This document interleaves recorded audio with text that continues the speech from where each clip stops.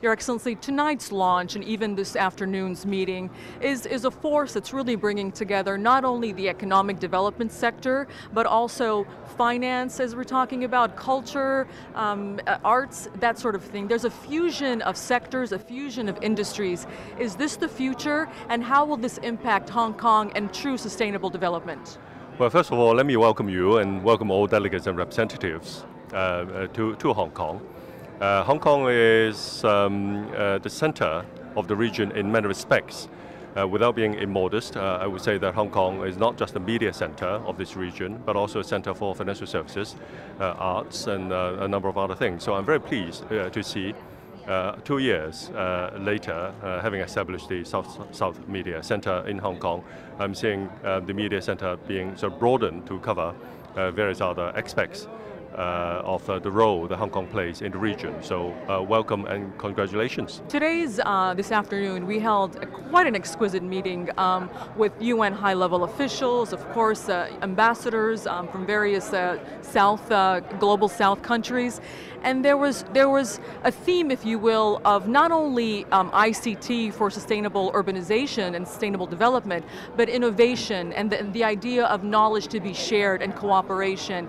How will you be, and how has Hong Kong been using ICT, information communication technology, to truly further develop the city and of course the region?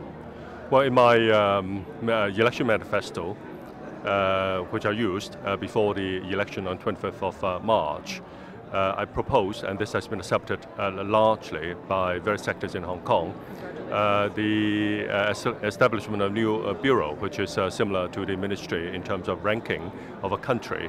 A bureau to basically focus on ICT. So it's very timely for ICT to be discussed at the meeting this afternoon.